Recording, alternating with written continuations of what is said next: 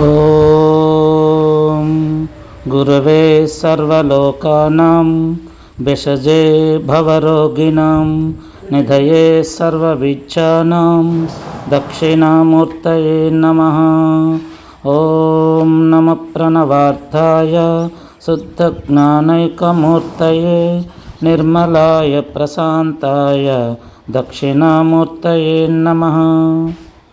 Shri Dakshinamurthy scientific గృహవాస్తు YouTube ఛానల్కు స్వాగతం. నేను మీ శ్రీనివాస్.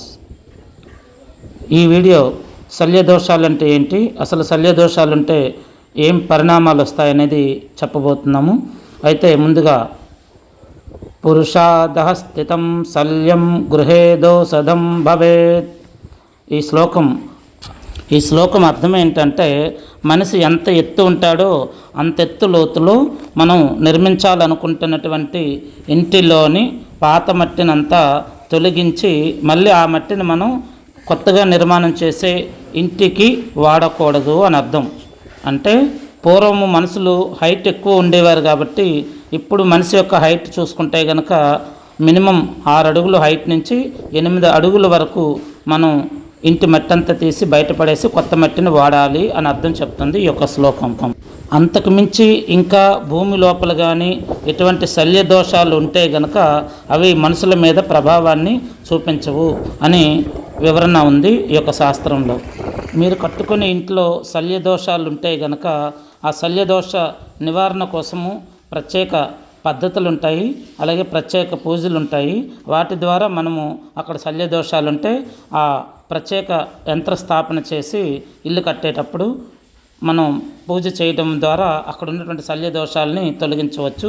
లేదు ఒకవేళ మీరు ఇల్లు కట్టేశారు, మాకు తెలియలేదు, పైపైన ఏదో మట్టి లాగేసి మేము ఇంటి నిర్మాణం చేశాము, కానీ వాస్తు ప్రకారం కూడా మేము ఇల్లు 100% కట్టాము, మా జన్మ నక్షత్రాన్ని అనుసరించి మా యొక్క రాశి జన్మరాశిని అనుసరించి మేము మంచి వాస్తు సిద్ధాంతాన్ని పిలిచి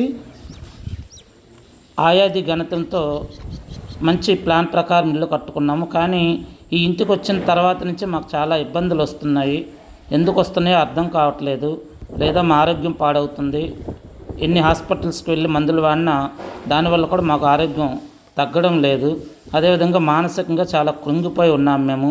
ఇంట్లో పిల్లలు కూడా చూస్తే కనుక డ్రగ్స్కు బానిసలు అవుతూ ఉన్నారు. ఎప్పుడు గొడవల్లో ఇంట్లంతా కూడా ఎప్పుడు చిందరవందరగా ఉండి మనశ్శాంతి లేకుండా చేస్తుంది. అలాగే పిల్లలు టీనేజ్ పిల్లలు ఉంటే చెప్పిన మాట వినకుండా డ్రగ్స్కు బానిసలు అవ్వటము, అలాగే ఇంట్లో ఎప్పుడు కూడా అశాంతిగా ఉండడము, కుటుంబ కలహాలు రావటము, ఇటువంటివన్నీ కూడాను ఈ యొక్క శల్యదోషాల వల్ల మనిషి మీద ప్రభావం చూపించేటువంటి, ఇది మనకి భూమి లోపల ఉంటుంది కాబట్టి మనం కనుగొనలేము. కాబట్టి ఇది ఒక నెగిటివ్ ఎనర్జీగా మారి ఆ ఇంట్లో ఉన్న వాళ్ళని చాలా ఇబ్బందులకు గురి చేస్తుంది.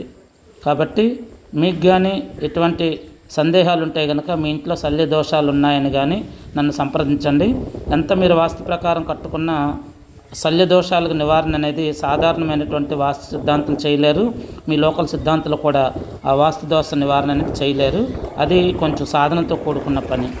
శల్య దోషాలు అంటే మనం నిర్మించాలి అనుకుంటున్న ఇంటి స్థలంలో మనం తవ్వేటప్పుడు చూస్తే గనక ఎముకలు బయటపడము, అలాగే జంతువుల యొక్క అవశేషాలు బయటపడటము, అలాగే అక్కడ కాలిన కట్టెలు బయటపడటము, బొగ్గులు లాంటివి లోహాలు బయటపడటము, అదేవిధంగా మనం పెంచుకుంటున్నటువంటి కొన్ని మూగజీవాలను ఆ ప్రదేశంలో పాతిపెట్టడము, లేదా ఎక్కడి నుంచో వచ్చి ఒక కుక్క కానీ పిల్లి కానీ పాము లాంటి కొన్ని మూగజీవాలు ఆ ప్రదేశంలో మరణించి వాటి యొక్క రక్త మాంసాలు ఆ భూమిలో కలుషితమైపోవడము, అలాగే వాటి యొక్క గోళ్ళు కావచ్చు, లేదంటే తల వెంట్రుకలు లాంటివి కావచ్చు, ఇలాంటివన్నీ కూడా ఆ భూమిలో కానీ కలుషితమైపోతే తద్వారా నెగిటివ్ ఎనర్జీని వచ్చి అవి శల్య దోషాలుగా పిలువబడుతుంది అన్నట్టు.